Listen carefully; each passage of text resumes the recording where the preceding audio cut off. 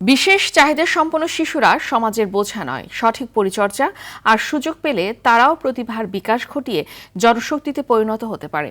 এমন সম্ভাবনাকে বাস্তবে রূপ দিতে দীর্ঘদিন ধরে কাজ করছে ইন্সপিরেশন ওয়েলফেয়ার সোসাইটি, যার অংশ হিসেবে ঢাকার আশুলিয়ায় অনুষ্ঠিত হলো বিশেষ অর্জন সেলিব্রেশন প্রোগ্রাম 2026, যেখানে উৎসবমুখর পরিবেশে দিনভর বেঁধেছিল শিশু কিশোররা।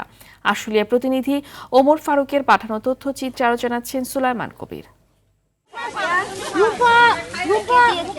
2025 সালের প্রতিবন্ধী দিবসে পণ্য বিক্রয় ও প্রদর্শনীর ক ক্যাটাগরিতে প্রথম স্থান অর্জনকারী শিশু কিশোরদের প্রতিভা বিকাশ ও উৎসাহ প্রদানে এ অনুষ্ঠানের আয়োজন করে ইন্সপিরেশন ওয়েলফেয়ার সোসাইটি।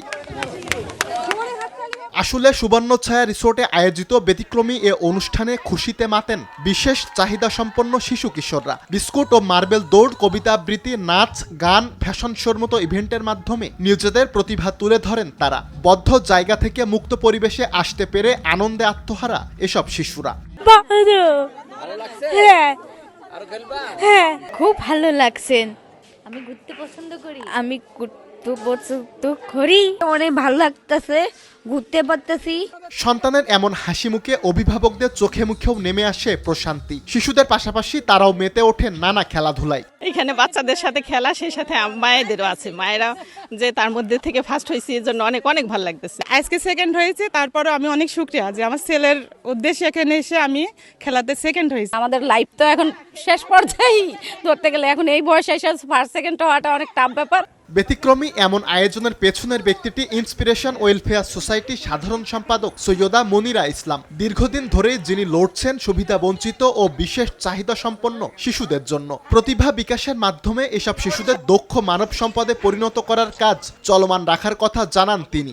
অত্যন্ত চমৎকারভাবে আমাদের এই বিশেষ চাহিদা সম্পন্ন মানুষগুলো তাদের সক্ষমতার যে জায়গাটা আছে সেটার আসলে প্রকাশ করতে পারছে নানা কর্মকাণ্ড দিয়ে। তাদের জন্য যদি সঠিক পরিবেশ দেয়া যায়, তবে তারাও যে কত কিছু করতে পারে, তাদের যে প্রতিভার যে জায়গাগুলো আছে সেই প্রতিভার বিকাশ ঘটাতে পারে। ব্যক্তি পর্যায় থেকে বিভিন্ন সামাজিক সংগঠন ও সমাজে সামর্থ্যবান ব্যক্তিদের এগিয়ে আসার আহ্বান তার। স্বনামধন্য ব্যবসায়ী আছেন, প্রতিষ্ঠিত ব্যক্তি আছেন, বিত্তবান ব্যক্তি আছেন, ওনারা যদি একটু হাতটা বাড়ালেই অসংখ্য এরকম দিন উপহার দিতে পারেন এই অবহেলিত বঞ্চিত এই জনগোষ্ঠীর প্রতি। বিশেষ চাহিদা সম্পন্ন শিশুদেরকেও স্বাভাবিক শিশুদের মতো সমান গুরুত্ব দিতে অভিভাবকদের প্রতি আহ্বান জানান তিনি। সুলাইমান কবির, RTV।